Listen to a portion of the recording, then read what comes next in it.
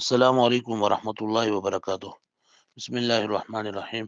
اللہم صلی علی سیدنا و مولانا محمد وعلی آل سیدنا و مولانا محمد وبارک وسلم وصلی علیہ۔ رب زدنی علما رب اشرح لی صدری ویسر لی امری واحلل عقدۃ من لسانی یفقہوا قولی۔ اللہم الہمنی رشدی واعذنی من شر نفسی۔ اس درس میں ہم لفظ ابن کے بارے میں پڑھ لیں گے۔ لفظ ابن یہ ہر حدیث میں آ جاتا ہے، اور ہر حدیث کی سند میں یہ بات ابن آ جاتی ہے، تو اس کا سیکھنا بہت زیادہ ضروری ہے، خاص طور پر ان طلبہ اور طالبات کے لیے جو حدیث شریف پڑھتے ہیں، یا وہ اساتذہ جو حدیث شریف پڑھاتے ہیں۔ تو عام طور پر طلباء کو ان میں سے دو باتوں پہ خلجان ہوتی ہے، اور اس میں ہم اس درس میں بات کریں گے۔ ایک تو یہ ہے کہ لفظ ابن میں کہاں حمزہ لکھا جائے گا اور کہاں حمزہ نہیں لکھا جائے گا، اور دوسرا یہ ہے کہ یہ ترکیب میں لفظ ابن اور یا ابنتن، یہ ترکیب میں کیا واقع ہوتا ہے، اور اس پر ہم کون سا اعراب پڑھ لیں۔ تو یہ بات آسان ہے اور یہ مختصر بھی ہے، تو ہم پہلے اس کو لے لیتے ہیں کہ لفظ ابن ترکیب میں کیا واقع ہوگی اور اس پر اعراب کیا آ جائے گا۔ تو اس کا جواب یہ ہے کہ لفظ ابن یا تو کلام کی شروع میں آ جائے گا یا کلام کے درمیان میں آ جائے گا۔ اگر لفظ ابن کلام کی شروع میں ہوگا تو یہ اپنے ماں بعد کے لیے مضاف بنے گا، اور اس پر رفع آئے گا ہمیشہ، اس پر ہمیشہ رفع آئے گا۔ جیسے ہم کہہ دیں ابن محمد صلی اللہ علیہ وسلم، ابن محمد صلی اللہ علیہ وسلم، تو ابن محمد یہ کلام کی شروع میں آ گیا، اور یہ مضاف مضاف الیہ مل کر ابن پر رفع آ جائے گا مبتدا کی وجہ سے۔ اگر یہ ابن کلام کی درمیان میں آ جائے، کلام کے درمیان میں آ جائے، تو پھر یہ اپنے ماقبل کے لیے صفت اور اپنے ماں بعد کے لیے مضاف بنے گا۔ جیسے ہم کہتے ہیں زید بن ارقمہ، زید بن ارقمہ، تو اس کی ترکیب ایسی ہوگی، زید موصوف ہوگا، ابن یہ مضاف، اور ارقمہ مضاف الیہ ہوگا، پھر ابن مضاف اپنے مضاف الیہ کے ساتھ مل کر یہ زیدن کے لیے صفت بنے گا۔ تو اب یہاں اس پر اعراب کون سا آ جائے گا؟ تو جو اعراب موصوف پر ہو تو وہ اعراب ابنوں پر آئے گا۔ جیسے ہم نے کہا زید بن ارقم، تو یہاں زید مرفوع ہے تو ابنو بھی مرفوع ہوگا۔ اگر موصوف منصوب ہو تو ابنو پھر منصوب ہوگا۔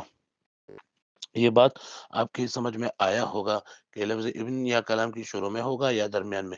اگر کلام کی شروع میں ہو تو اس پر رفع آ جائے گا، اور اگر کلام کے درمیان میں ہو تو یہ اپنے ماقبل کے لیے صفت اور اپنے ماں بعد کے لیے مضاف بنے گا، اور اس پر وہ اعراب آئے گا جو اعراب موصوف پر ہو۔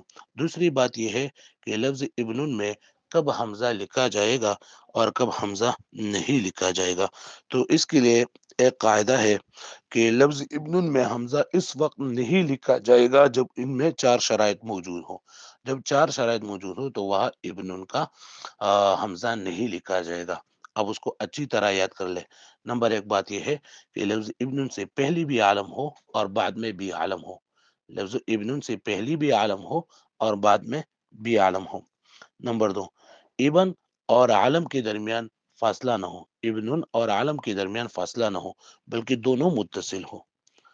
تیسری بات یہ ہے، تیسری شرط یہ ہے کہ ابن صفت ہو اپنے ماقبل اسم کا، ابن صفت ہو اپنے سے ماقبل اسم کا۔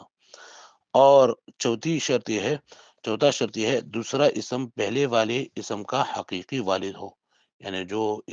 اب اس کے لیے مثال یہ ہے زید بن ارقمہ، زید بن ارقمہ اس کے لیے مثال ہے۔ تو اب یہاں آپ چار شرائط کو دیکھ لیں۔ پہلا شرط ہم نے یہ کہا کہ اس سے پہلے اور بعد میں عالم ہو، تو ابن سے پہلے زید ہے اور بعد میں ارقم ہے۔ دوسرا شرط ہم نے یہ بیان کیا کہ دونوں کے درمیان فاصلہ نہ ہو بلکہ متصل ہو، تو یہاں فاصلہ بھی نہیں ہے، متصل ہے، تو یہ صحیح ہے۔ تیسرا یہ کہ ابن صفت ہو اپنے ماقبل اسم کا، تو ہم نے ترکیب جب کرتے ہیں تو زید موصوف اور ابن اس کے لیے صفت بنے گا۔ اور دوسرا اسم پہلے والے اسم کا حقیقی والد ہو، جیسے زید بن ارقم، یہ ارقم زید کا حقیقی والد ہے۔ یہاں پر آپ نے غور کیا چاروں شرائط نظر آ جائیں گے۔ ہاں، اس کے بعد جتنی بھی صورتیں ہیں، اس کے سوا جتنی بھی صورتیں ہیں، وہ ابن کا حمزہ حذف نہیں ہوگا بلکہ ذکر ہوگا. یعنی اس طرح ہوگا کہ جب کسی اس انسان کی نسبت دادا یا پردادا یا اسی اوپر کی طرف کر دی جائے تو وہ ابن لکھا جائے گا. جیسے ہم کہہ دیں محمد بن عبد المطلب، تو یہاں ہم محمد بن عبد المطلب لکھیں گے اس وقت، یعنی اس کے ساتھ حمزہ لکھا جائے گا. یا ہم کہہ دیں محمد بن آدم، تو محمد ابن آدم یہ بھی لکھا جائے گا حمزہ. ہاں، اس کے بعد یہ کہ جب دونوں میں باپ بیٹے کا رشتہ نہ ہو تو پھر بھی حمزہ لکھا جائے گا ابن میں. جیسے ہم کہہ دیں زید بن الجزائر، زید بن الجزائر، تو یہ بھی لکھا جائے گا زید بن الجزائر، اس لیے کہ الجزائر زید کا حقیقی والد نہیں ہے. تو یہ یعنی اور اس طرح دوسرا مثال ہے کہ جب دونوں میں حقیقی باپ بیٹے کا رشتہ نہ ہو، جیسے ہم کہہ دیں محمد بن زید بن محمد صلی اللہ علیہ وسلم، تو یہ بھی زید بن محمد جب ہم نے کہہ دیا تو حضرت زید رضی اللہ عنہ حضور صلی اللہ علیہ وسلم اس کا حقیقی والد نہیں تھا، تو یہ بھی ابن لکھا جائے گا، بن نہیں لکھا جائے گا. جب دونوں میں اتصال نہ ہو تو پھر بھی وہاں حمزہ لکھا جائے گا. اس کا مثال یہ ہے طارق ہوا ابن زیادین، طارق ہوا ابن زیادین، تو یہ بھی طارق اور ابن کے درمیان فصل ہے ہوا کے ذریعے، تو یہ بھی لکھا جائے گا حمزہ. اس طرح جب بیٹی کی نسبت ماں کی طرف کی جائے تو وہ بھی حمزہ لکھا جائے گا، جس طرح قرآن کریم میں ہے عیسی بن مریم، عیسی بن مریم، تو یہ بھی حمزہ لکھا جائے گا. اس کے بعد یہ ہے کہ جب لفظ ابن کی اضافت کسی غیر عالم کی طرف ہو جائے، یعنی عالم کے علاوہ کسی دوسرے کی طرف کی جائے تو وہ بھی حمزہ لکھا جائے گا. جیسے ہم کہہ دیں زید ابن شجعان، زید ابن شجعان، تو یہ ابن یہ بھی پڑھا جائے گا اس لیے کہ یہ غیر عالم کی طرف اس کی اضافت ہوا ہے.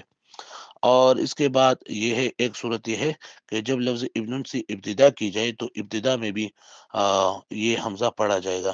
جیسے ہم کہتے ہیں ابن عبداللہ، ابن مسعود، ابن عباس.